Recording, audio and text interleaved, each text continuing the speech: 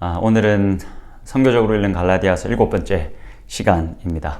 드디어 저희가 갈라디아서의 몸통 부분인 3장으로 들어왔습니다. 저희가 이번 주와 그리고 다음 주 이렇게 해서 이 3장과 4장, 이 갈라디아서, 이 바울이 보낸 편지의 몸통, 그리고 굉장히 중요한 부분을 함께 이번 주와 그리고 다음 주에 걸쳐서 함께 살펴보도록 하겠습니다. 본격적으로 들어가기에 앞서서 두 가지 정도의 신학적인 개념을 좀 먼저 잡아놓고 들어가는 것이 좋겠다라는 생각이 듭니다. 그러면 오늘 저희가 갈라디아서 3장 6절에서부터 11절까지만 살펴볼 텐데 다 보지는 않을 테고 6절에서부터 11절까지 원래 이제 14절까지는 봐야 이게 딱 뭐 단락에 이제 딱 맞는데 14절까지 보려고 하니까 이게 들어가 있는 내용들이 너무 많습니다. 그래서 오늘 6절에서부터 3장 6절에서부터 11절까지만 볼 겁니다. 여기서도 사실 내용이 복잡하고 또 다뤄야 할 내용들이 많습니다. 그래서 자칫 이게 저희가 3장과 4장에서 완전히 길을 잃어버릴 수도 있기 때문에 먼저 좀 이렇게 두 가지 정도의 신학적인 좀 개념들을 잡아두고 그걸 근거해서 본문으로 좀 가서 읽으면 본문을 읽어 나가기가 조금 더 편하실 겁니다. 제가 기대하기로는.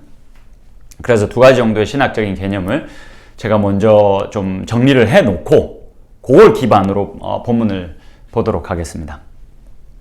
첫 번째 좀 저희가 정리를 해봐야 할 신학적인 개념은 이겁니다.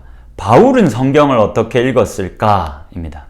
지금 저희는 선교적으로 갈라디아서를 읽어보자 라고 이야기를 지금 계속 이 강의를 진행하고 있습니다.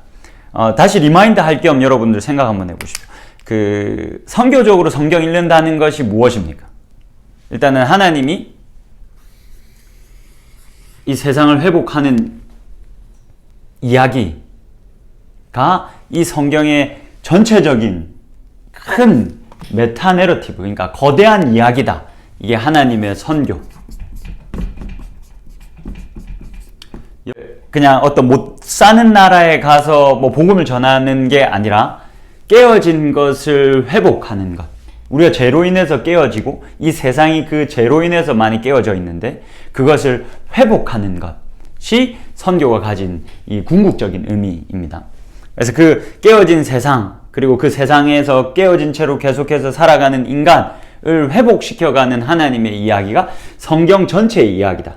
그래서 성경의 각 이야기들을 볼 때에 이 거대한 메타내러티브라고도 하고 거대한 이야기 아래에서 창세기도 보고 아래에서 시편도 보고 아래에서 마태복음도 보고 아래에서 갈라디아서도 보자.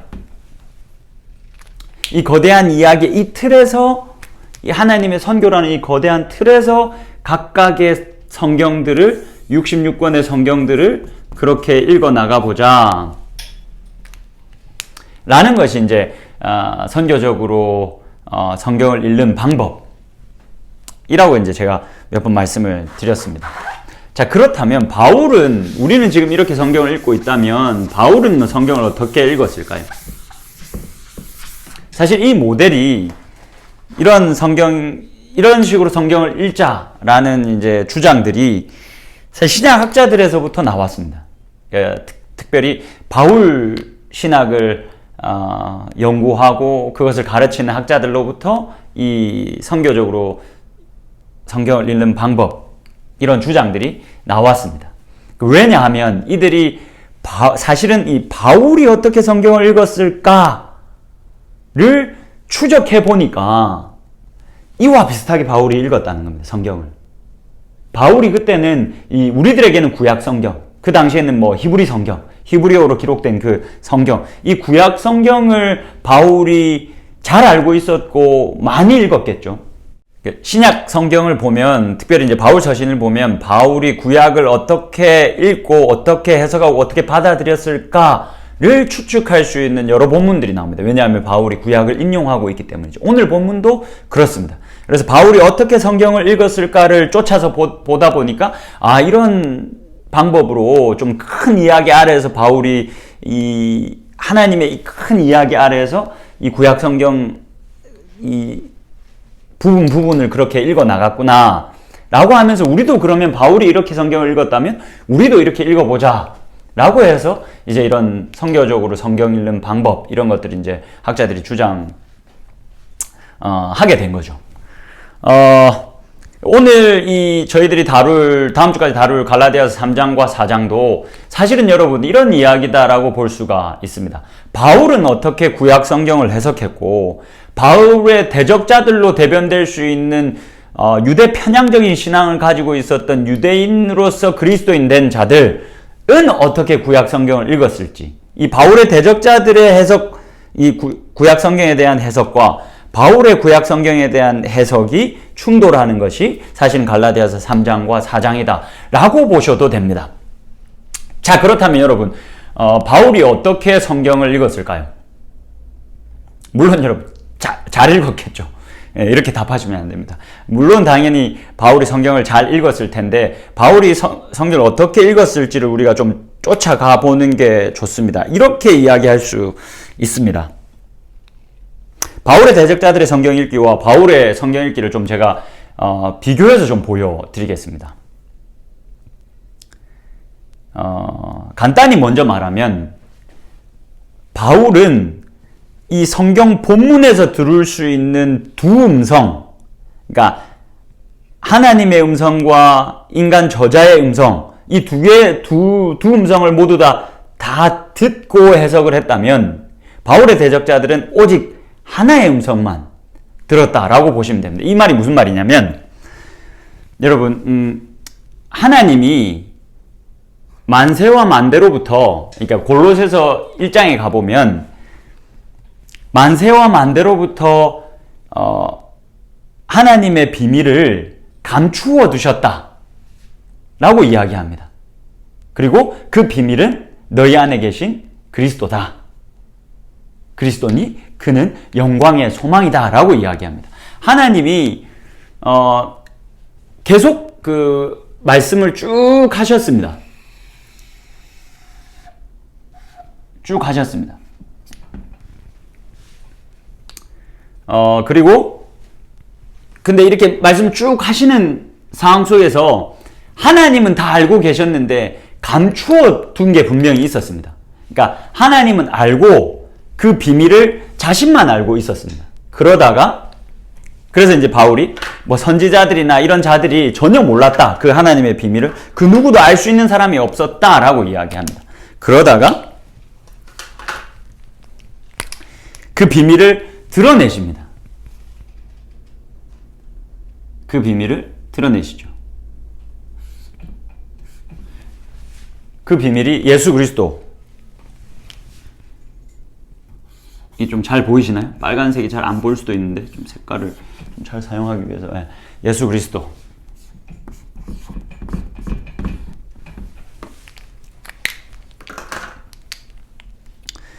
이렇게 드러내셨다. 원래 하나님은 계속 알고 계셨습니다. 그러나 감춰 놓으셨고 사람들이 이 구약을 기록했던 모세나 뭐 엘리야나 이사야나 이런 선지자들에게는 감춰져 있었는데 하나님은 알고 계속 성경을 그렇게 써 오셨습니다.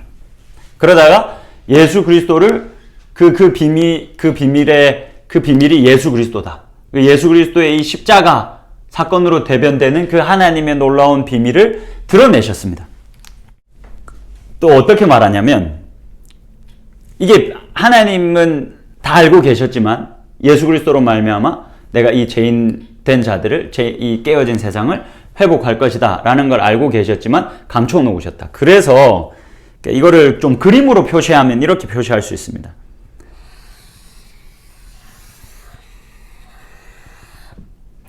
이제 이쪽 파트를 구약이라고 놓고 본다면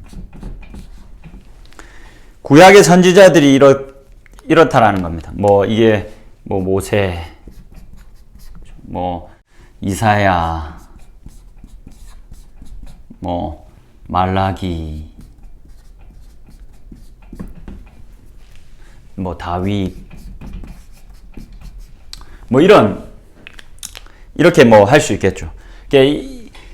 하나님이 계속 그 성경을 비밀을 감춰두신 채 계속 써 나가셨습니다. 그러나 하나님은 알고 계셨지만 이런 선지자들은 제한적으로만 알고 있었습니다. 그래서 바울은 이 음성을 다 듣습니다. 하나님의 음성도 듣고 이들의 음성도 듣습니다. 이게 지금 여러분들 무슨 말이지 하시겠지만 본문 들어가 보면, 오늘 본문을 좀 들어가면 더 쉽게 잘 이해하실 수 있을 겁니다. 근데 바울은 지금 이렇게 본문에서 들을 수 있는 두 음성을 다 듣고 있는 겁니다. 또 다른 말로 이렇게 말할 수 있습니다. 바울은 이제 구약 성경을 읽을 때, 이런 구약 성경들을 막 읽을 때 어떻게 읽었냐면 그냥 이걸 바로 가서 읽은 게 아니라 이 십자가의 이 하나님의 드러난 비밀, 이게 이제 드러났지 않습니까? 예수 그리스도로 말미암아 드러났지 않습니까? 그래서 이렇게 읽은 겁니다. 이 십자가에서부터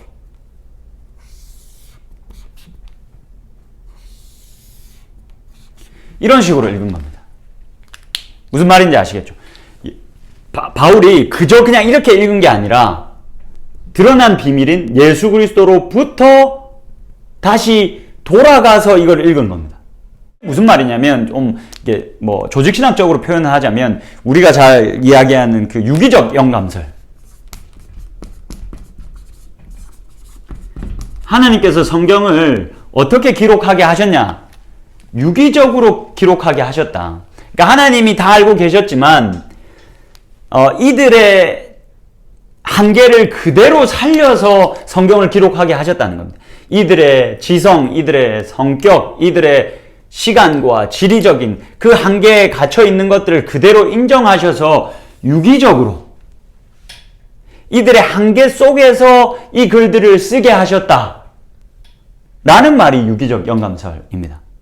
그게 아니고 이들의 한계를 다 살리지 않았다면 이렇게 표현할 수도 있겠죠.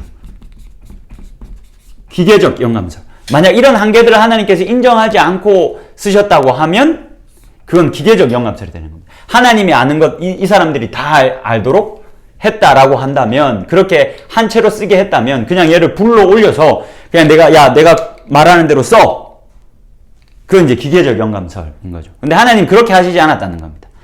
바울의 대적자들은 모세,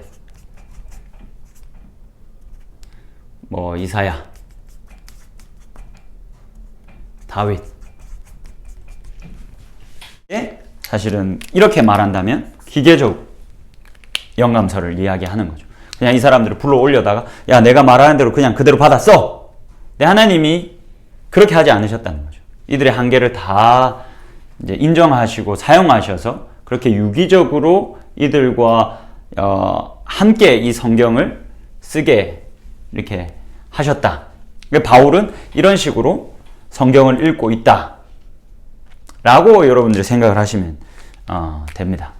그림을 좀 완성해 보자면 이후로 이제 바울이나 또 베드로나 또 복음서 저자들이나 이런 사람들은 여기서도 이렇게 계속 하나님의 계시를 좀 이렇게 물론 많이 알았지만 그 이후로도 계속 이런 완전히 다 알지는 못한 상태에서 성경을 기록했다라고 보는 것이 중요합니다. 왜냐하면 이게 지금 이 말이 성경에 오류가 있다는 말이 아니라 하나님이 유기적으로 영감하셨다. 그런 인간의 한계를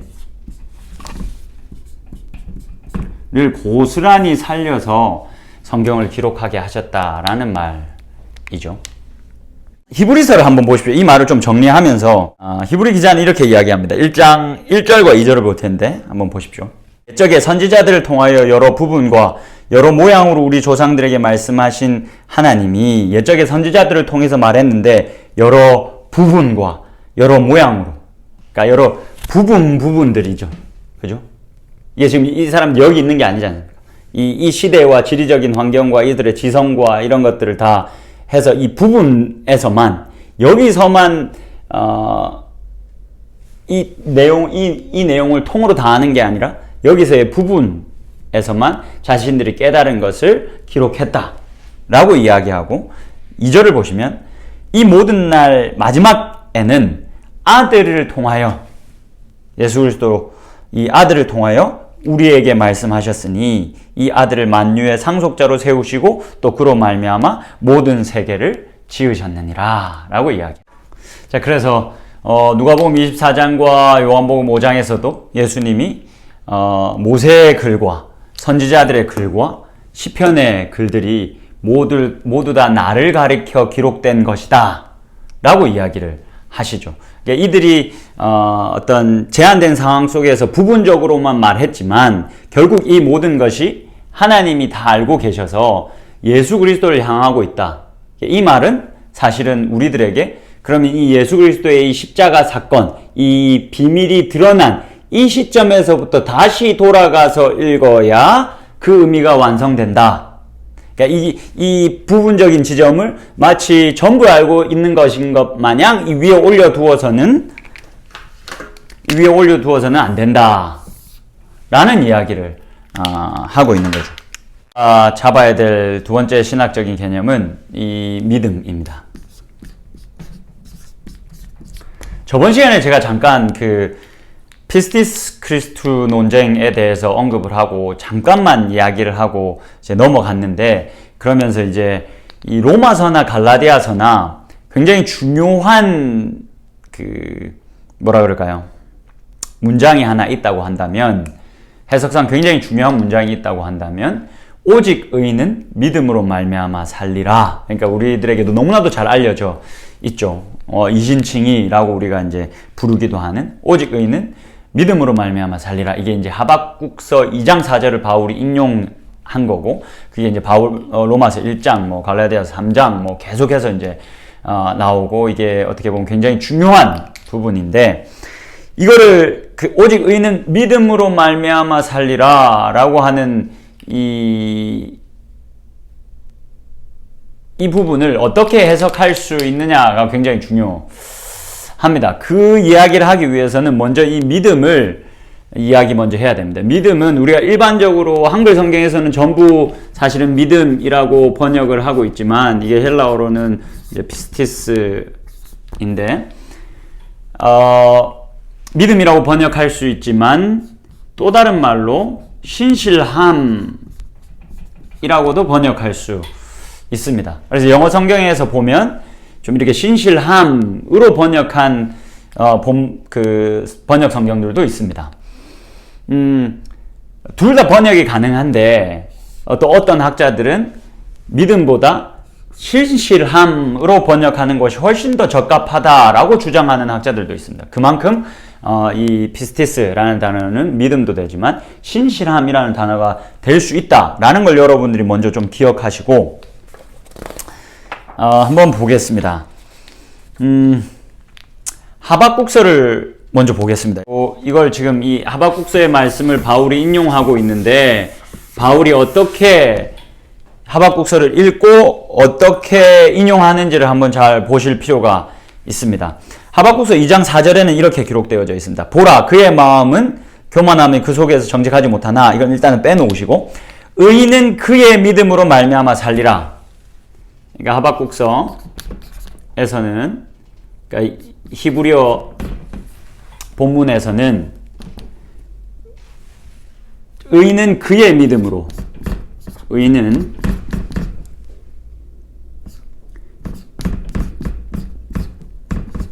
믿음으로,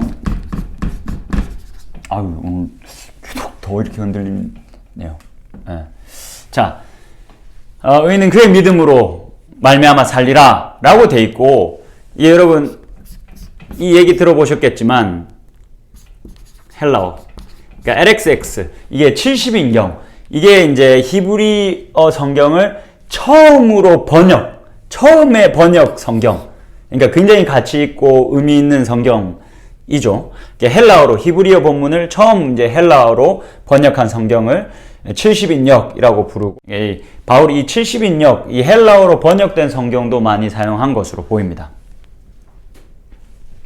자, 근데 중요한 것은 이 70인역에서는 이 하박국서 2장의 말씀을 어떻게 기록하냐면, 의인은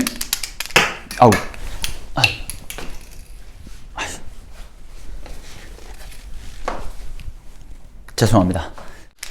의는 나의 믿음으로 살리라. 그러니까 이것은 의는 그의 믿음으로, 그러니까 믿는 자 이고, 이렇게 70인역은 이게 하나님의 믿음이 아니라 이거를 신실하심으로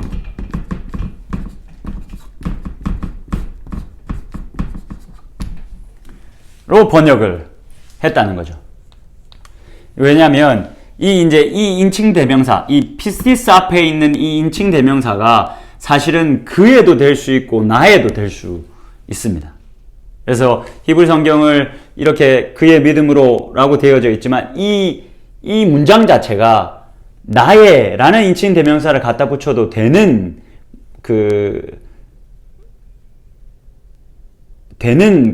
그런 어떤 형태를 가지고 있기 때문에 70인역에서는 이걸 번역하면서 나의 라고 번역을 했습니다. 자, 그렇다면 바울은 어떻게 할까요?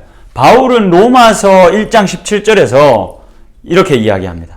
복음에는 하나님의 의가 나타나서 믿음으로 믿음에 이르게 하나니 기록된 바 오직 의는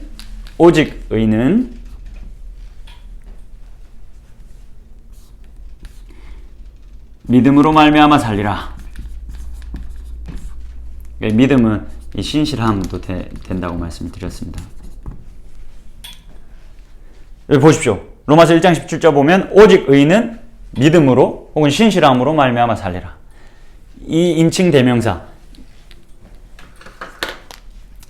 그의라고도 될 수 있고, 믿는 자, 이제 뭐 사람, 믿는 자가 될 수도 있고, 나의 이 하나님의 신실하심으로, 이 둘 다 번역이 가능한데 인칭 대명사에 의해서 그게 이제 결정이 되는데, 바울은 이걸 이제 이 부분을 인용하면서 의도적으로 이것을 빼버리고 있습니다. 인칭 대명사를 삭제하고 있습니다. 재밌죠? 이게 사실 학자들 사이에서는 이게 의도적으로 삭제한 것이냐 아니면 실수로 빠진 것이냐 라는 의견들이 많이 있는데, 저는 의도적으로 삭제했다라고 생각을 합니다. 그러니까 이 구약의 본문 자체가 애매합니다. 그의 믿음도 될 수 있고 하나님의 신실하심도 될 수가 있습니다. 근데 바울이 이걸 의도적으로 삭제했다는 게 우리들에게는 중요합니다. 이게 무슨 의미일까요? 왜 바울은 의도적으로 이것을 삭제했을까요? 그게 이제 로마서 1장 17절의 앞부분을 보면 나옵니다. 복음에는 하나님의 의가 나타나서 믿음으로 믿음에 이르게 된다. 여러분, 이 말이 중요합니다. 믿음으로 믿음에 이르게 된다. 자, 이게 무슨 말입니까? 여러분. 자, 기본적으로 믿음은 신실함이라고 번역할 수 있다라고 말씀드렸습니다. 바울은 무엇을 기대했을까요? 그 하나님의 신실하심을 기반으로 한 그 하나님의 신실하심이 불러일으키는 그 믿음을 이야기하고 싶었던 것은 아닐까요? 복음에는 하나님이가 나타나서 믿음에서 믿음에 이르게 된다. 우리가 어떻게 믿음을 가질 수 있느냐? 하나님의 그 신실하심이 우리의 믿음을 불러일으켜서 우리가 믿음을 가질 수 있다. 그리고 오직 의인은 그렇게 믿음으로 말미암아 산다 라고 이야기를 하고 있는 거죠. 그래서 이 모든 것을 다 말하고 싶었기 때문에 둘 중에 하나를 선택하지 않고 아예 빼버리지 않았을까 하면, 이렇게 또 볼 수 있는 근거가 하박국 선지서의 하박국서의 배경을 우리가 조금만 생각해 봐도 그렇습니다. 뭐 오늘 본문에 나올 거지만 아브라함을 신실하다라고 표현하는데, 그 아브라함의 이야기의 배경도 그렇습니다. 하박국 선지자는 지금 그 요시야 왕 때 활동했는데, 하박국 선지서는 그것을 배경으로 하고 있는데, 그때는 이제 아수르는 저물어 가고 있었지만 바벨론이 엄청나게 힘을 얻어가고 있던 상황이었고, 그래서 이 아래로 이 전통적인 강호 애굽과 이제 바벨론이 이제 으르렁으르렁 거리고 있었고, 유대 땅은, 남유대 나라는 그 사이에 껴서 고래 싸움에 이제 새우등 터지는 그런 상황에 놓여져 있었습니다. 그래서 하박국 선지자가 하나님 앞에 이렇게 막 따지듯 공격하는 거죠. 아니, 악인이 이렇게 의인을 애워싸고, 이렇게 악인은 득세하고, 의인은 이렇게 고난 중에 있는 게 말이 됩니까? 왜 하나님 가만히 있으십니까? 하나님 이런데도 하나님의 약속에 신실하신 분이십니까? 이 완전히 회복될 것 같지 않은 상황이지 않습니까? 라는 이제 말에, 오직 의인은 그의 믿음으로 말미암아 살리라. 그러니까 그게 무슨 말입니까? 물론 우리의 믿음도 중요하겠지만, 그 하나님의 신실하심. 그런 어려운 상황 속에서도 반드시 결국에는 응답하실, 아브라함도 마찬가지였죠. 사실은 아브라함이 나이가 너무 많이 들었고, 사라는 이제 여자의 기능을 다 잃어버렸고, 거의 이제 하나님의 약속, 천하 만민이 너를 통해서 복을 받게 될 것이다 라는 그 약속은커녕 아들 하나 제대로 얻지 못하는, 얻을 수 없는 불가능한 상황이었습니다. 아브라함은 그것을 기다렸죠. 그게 하나님의 신실하심에서부터 불러일으켜진 그 아브라함의 신실함. 이게 오늘 본문에 이제 좀 나옵니다. 여러분들 이 두 개념을, 신학적인 개념을 좀 여러분들 기억하시고 본문을 보시면 좋겠습니다. 자, 그럼 이제 본문을 시간 좀 많이 갔지만 보도록 하겠습니다. 이 두 가지, 우리가 지금 정리한 이 두 가지의 내용들을 일부러 적어 놨습니다. 이걸 조금 염두에 두시고 본문으로 가보도록 하겠습니다. 6절 한번 보십시오. 아브라함이 하나님을 믿음에 그것을 그에게 의로 정하셨다 함과 같으니라. 지금 바울이 지금 그 창세기 15장의 말씀을 인용하고 있습니다. 지금 바울이 창세기 15장에서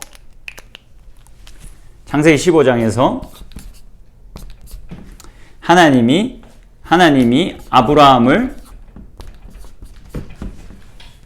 의롭다고 여기셨다 라는 창세기 15장의 말씀을 인용하면서 시작합니다. 왜 이거를 인용하면서 시작하냐면, 아마도 이 바울의 대적자들이 지금 할례를 주장하고 있지 않습니까? 너희들이 할례 받아야 돼. 이 왜 할례를 주장하냐면, 창세기 15장에 가면, 창세기 17장에 가면 아브라함이 할례를 받는 장면이 기록되어져 있습니다. 그러면서 하나님이 이 창세기 17장에서 이 17장 9절과 10절을 제가 한번 읽어드릴게요. 하나님이 또 아브라함에게 이르시되 그런즉 너는 내 언약을 지키고 내 후손도 대대로 지키라. 너희 중 남자는 다 할례를 받으라 라고 말씀하셨습니다. 그래서 이 본문을 가지고 아마도 바울의 대적자들은 너희들이 할례 받아야 해. 하나님이 아브라함과 그렇게 언약을 하셨어. 그래서 너희들이 아브라함의 자손이 되고 싶어? 하나님의 백성이 되고 싶어? 그러면 너희들 예수 그리스도를 믿음뿐만이 아니라 할례도 함께 받아야 돼. 창세기 17장 보면 나와 있잖아 라고 주장하지 않았을까? 라고 우리가 추측을 해볼 수 있습니다. 그래서 이 아브라함이 할례를 받기 전에 이미 창세기 15장에서 하나님께서 아브라함을 의롭다 여기셨다 라는 것을 바울이 들고 나오지 않았을까? 이것을 인용하면서 들고 나와가지고 이 아브라함이 할례로 말미암아 의롭다라고 여겨진 게 아니다. 그러니까 사람이 의롭게 되는 것은 예수도 믿고 할례도 행하는 것으로 되는 것이 아니라 오직 믿음으로 된다. 예수 그리스도를 믿는 믿음, 그리고 어떻게 보면 이제 신실함, 으로 가능하다라는 말을 하고 있는 거죠. 그러니까 지금 성경을 어떻게 해석하는지에 대한 싸움을 벌이고 있는 겁니다. 이 대적자들이 창세기 17장을 들고 나왔다면, 그래서 이제 그보다 앞서서 15장을 들고 나와서 봐라, 15장에서 이미 아브라함이 할례를 받기 전에 아브라함을 의롭다고 여기지 않으셨느냐 그렇게 기록되어져 있지 않느냐라고 이제 얘기를 하고 있다라고 여러분들이 보시면 됩니다. 그래서 3장과 4장은 사실은 이 누가 아브라함의 자손인가? 누가 아브라함의 자손인가? 어떻게 아브라함의 자손이 되는가? 할례를 통해서냐? 그리고 예수 그리스도를 믿는 믿음과 할례를 통해서냐? 아니면 예수 그리스도를 믿는 믿음만으로냐? 그 싸움을 하고 있다. 그걸 놓고 이제 이 성경 해석상의 싸움들을 막 벌이고 있다라고 여러분들이 보시면 됩니다. 자, 넘어가서 7절을 보시면 그런즉 믿음으로 말미암은 자들은 아브라함의 자손인 줄 아느니라. 여기서 이제 재밌는 표현이 나옵니다. 믿음으로 말미암은 자들이 아브라함의 자손이다. 여러분 이 그림을 한번 잘 또 생각해 보실 필요가 있습니다. 제가 자주 그리는 십자가로 나눠서 이게 이제 이전 세대 그리고 새로운 세대. 이제 이 그림 늘 제가 이제 강조하는 이 그림. 여기서 이 악한 이전 시대를 정의하던 가치 체계가 율법이었습니다. 그죠? 할례로 이제 대표가 될 수 있겠죠. 할례가 대표가 될 수 있겠죠. 그리고 이 믿음과 은혜의 시대이죠. 여기서 7절에서 보면 믿음으로 말미암은 자들이라고 말하는데 이 새로운 가치라고 할 수 있는 여기에서부터 이것으로 이 믿음으로 이게 뭐라 그럴까요? 믿음에서부터 나온 정체성, 이 믿음에서부터 나온 정체성을 가진 자들이라고 할 수가 있습니다. 이전에는 이거를 쫓아서 이 율법에서부터 나온 정체성을 사람들이 가지고 있었죠. 그래서 할례를 행해야 하나님의 백성이야 라고 주장을 했던 거죠. 근데 여기서 지금 7절에서는 믿음으로 말미암은 자들은 믿음으로부터 나온 정체성을 가진 자들이라고 번역을 이렇게도 번역을 할 수가 있습니다. 그래서 이렇게 믿음으로 말미암은 자들, 믿음으로부터 나온 정체성을 가진 자들이 아브라함의 자손이다 라는 이야기를 하죠. 자, 8절을 이어서 보시면 이렇게 기록되어져 있습니다. 또 하나님이 이방을 믿음으로 말미암아 의로 정하실 것을 성경이 미리 알고 먼저 아브라함에게 복음을 전하되 모든 이방인이 너로 말미암아 복을 받으리라 하였느니라. 자, 여기서 잘 보십시오. 이 1번 이 부분을 잘 생각해서 한번 보십시오. 이 부분을 다시 생각하고 8절을 다시 한번 봐보십시오. 또 하나님이 이방을 믿음으로 말미암아 의로 정하실 것을, 이방인들을, 유대인뿐만이 아니라 이방인들, 지금 이 이방인들에게 할례의 의무를 지우지 마라 라는 게 바울의 주장이니까 이 하나님이 이방을 믿음으로 말미암아, 할례나 율법이 아닌 믿음으로 말미암아 의롭다라고 선포하실 것을, 의로 정하실 것을 성경은 미리 알았다. 아까 제가 처음 그렸던 그림 기억하시죠? 하나님은 계속 알고 있으셨습니다. 그러나 감춰 놓으셨죠. 만세와 만대로부터. 그래서 성경은 미리 알았다. 바울이 지금 성경을 어떻게 읽고 있는지 아시겠죠? 성경은 미리 먼저 알았고 아브라함에게 먼저 알아서 아브라함에게 복음을 전하되 모든 이방인이 너로 말미암아 복을 받으리라 하였느니라. 지금 이렇게 성경을 읽으면서 창세기 12장을 또 가지고 오고 있는 겁니다. 성경이 미리 알았고 하나님은 이미 감춰 놓으셨지만, 선지자들에게는 감춰 놓으셨지만 하나님은 성경은 이미 알고 있었기 때문에, 그래서 창세기 12장에서 이미 뭐라고 하냐면 성경에 이르기를 아브라함으로 말미암아 모든 민족이 복을 받으리라 라는 말씀도 창세기 12장에 이미 있지 않냐. 그러니까 할례를 받은 것을 통해서 이방인들이 의롭다라고 여겨지고 하나님의 백성이 되는 것이 아니다. 이미 창세기 12장과 15장에 하나님이 그 신실한 아브라함을 통해서 이렇게 모든 백성들이, 모든 민족이 복을 받게 하겠다라고 이미 선포하셨다라는 이야기를 하고 있는 겁니다. 자, 넘어가서 9절 보시면 그러므로 믿음으로 말미암은 자는 믿음이 있는 아브라함과 함께 복을 받느니라. 자, 여기서 이제 재밌는 표현이 나오죠. 믿음이 있는 아브라함. 믿음으로 말미암은 자는 그러니까 믿음으로부터 나오는 정체성. 믿음으로부터 나오는 정체성을 가진 자들은 믿음이 있는 아브라함과 함께 복을 받는다. 이게 믿음이 있는 이제 신실한이라고도 번역할 수 있겠죠. 믿음이 있는 이것을 신실한이라는 형용사를 쓸 수도 있는 거죠. 그렇죠. 아브라함이 정말 오래 기다렸죠. 신실하게 기다렸죠. 그러나 우리가 잘 알고 있는 것처럼 아브라함이 정말 순도 100%의 신실한 아브라함이었습니까? 그렇지 않았죠. 이스마엘도 낳고 막 첩 데려와서 이스마엘 낳고 그래서 막 문제 일으키고 신실하지 못했는데 하나님의 그 신실하심이 아브라함의 그 믿음과 신실함을 불러일으켰죠. 결국 하나님이 하셨다라는 이야기를 바울은 사실은 계속 하고 싶은 겁니다. 그래서 믿음으로부터 정체성을 가진 자들은 신실한 아브라함과 함께 복을 받는다라고 이야기를 9절에서 합니다. 넘어가서 10절 한번 보겠습니다. 10절과 11절만 하면 됩니다. 이제 거의 다 마쳤습니다. 무릇 율법 행위에 속한 자들은 저주 아래에 있나니 기록된 바 누구든지 율법책에 기록된 대로 모든 일을 항상 행하지 아니하는 자는 저주 아래에 있는 자라 하였습니다.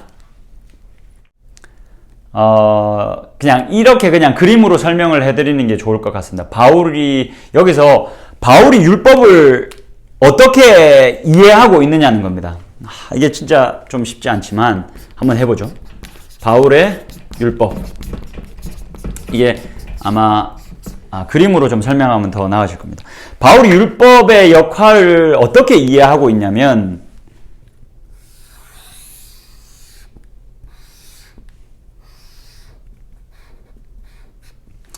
깔때기라고 치면 율법은 그러니까 신명기 28장, 29장, 30장에 보면 율법의 순종에 따른 복과 율법의 불순종에 따른 저주가 기록되어져 있습니다. 그런데 거기서 좀 저희가 주목해서 봐야 할 부분은 사실 순종에 따른 복에 대한 기록은 굉장히 짧습니다. 대부분이 불순종에 따른 저주가 기록이 많이 되어져 있습니다. 그래서 이 율법은 저주를 끌어옵니다. 율법이 사실은 이제 저주를 끌어옵니다. 이게 여러분 조금 지금 어려우실 텐데 요거를 이제 다음 시간에 이거를 훨씬 더 좀 자세하게 다룰 겁니다. 그냥 지금은 한번 들어보십시오. 율법이 이제 저주를 끌어오는데 그게 이제 신명기 28, 29장, 30장에 나와 있습니다. 율법이 유대인들을 이렇게 가둡니다. 율법이 죄를 드러나게 하죠. 그리고 그 죄는 결국 저주를 가지고 옵니다. 그래서 율법을 받은 유대인들은 10절의 기록대로 저주 아래에 있습니다. 저주 아래에 놓이게 됩니다. 율법을 받은 유대인들은 율법을 받았기 때문에 저주 아래에 놓입니다. 자, 그러면 이방인들은 어떻습니까? 유대인들이 율법을 받았기 때문에 죄가 드러나서 저주 아래에 있게 되었다면 이방인들은 어떻습니까? 바울은 이방인들은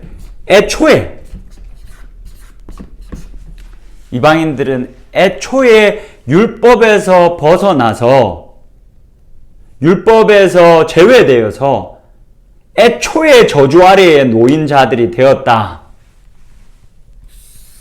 애초에 저주 아래에 놓였다라고 이야기를 합니다. 여러분 이게 좀 이해가 되십니까? 그렇게 유대인과 이방인이 이게 사실은 이제 로마서의 핵심인데 유대인과 이방인이 1장에서부터 4장, 로마서 1장에서 4장 보면 유대인이나 이방인이나 모두가 죄인이다. 우리 모두가 죄인이다. 라는 주장을 바울이 하죠. 그러니까 유대인은 율법 아래에 놓였기 때문에 저주를 받았고, 이방인들은 율법에 제외되었기 때문에 애초에 저주를 받은 자들이었던 거죠. 그렇게 죄로 저주를 받을 수밖에 없는 이들을 하나님께서 어떻게 하셨냐면, 이들의 모든 저주를 모아서 이 저주의 한 방울을 만듭니다. 이 저주 한 방울을 누구의 머리 위에 떨어뜨리십니까? 예수 그리스도의 머리에 떨어뜨리십니다. 하나님 너무나 창조적으로 신실하신 분이시지 않습니까? 제가 이게 많이 쓰는 표현인데, 저도 따라하는 거지만, 창조적으로 신실하신 분이십니다. 누가 이것을 생각했겠습니까? 하나님이 이렇게 유대인을 내어주는 것을 통해서, 또 자신의 아들을 내어주는 것을 통해서 우리를 회복시키십니다. 이 저주를 예수 그리스도의 머리에 떨어뜨리셔서 우리의 저주를 예수 그리스도가 대신 담당하게 하시는, 이게 이제 바울이 율법을 이렇게 이해를 하고 있었습니다. 7절입니다. 또 하나님 앞에서 아무도 율법으로 말미암아 의롭게 되지 못할 것이 분명하니 이는 의인은 믿음으로 말미암아 살리라 하였습니다. 자, 이게 오늘의 우리의 결론인 거죠. 아무도 율법으로 말미암아 의롭게 되지 못할 것이 분명하다. 율법을 받은 자나 율법에서 제외된 자나 그 누구도 율법으로 말미암아는 의롭게 되지 않을 것이 이제는 분명해졌다. 그러니까 오직 의인은 이 신실함에서부터 불러일으켜진 그 믿음으로 말미암아 살리라 라고 이야기를 하는 겁니다. 여러분 우리의 구원은 분명히 믿음으로 우리는 구원을 얻습니다. 근데 그 믿음은 어떤 믿음이냐면 사실은 하나님의 신실하심에 기반되어진 믿음입니다. 우리가 잘나서 내가 믿어서 구원받는 게 아닙니다. 엄밀히 말하자면 그런 게 아닙니다. 하나님의 신실하심이, 아브라함이 그랬지 않습니까? 이삭이 그랬지 않습니까? 다윗이 그랬지 않습니까? 하박국 선지자가 그랬지 않습니까? 상황은 계속 어려워져 가는데 하나님의 신실하심이 우리를 신실하게 하셨습니다. 우리로 믿게 하셨습니다. 그래서 우리는 구원을 받습니다. 여러분, 그리스도인 되었지만 여전히 우리가 인생을 살아가면서 많은 어려움들을 만날 겁니다. 그래서 우리가 때로는 하박국 선지자처럼 하나님 도대체 어디에 계십니까? 하나님 정말 하나님의 약속에 신실하신 분 맞습니까? 라고 외칠 수 있을지 모르나 우리가 기억해야 할 것은 하나님은 신실하시다. 그리고 그 신실하심이 우리의 그 믿음을 불러일으켰기 때문에 지금 내가 이 자리에 있다라는 사실을 조금 우리가 함께 기억하고 그 하나님의 신실하심에 늘 기대어 살아갈 수 있는 저와 여러분이 될 수 있기를 주님의 이름으로 축복합니다.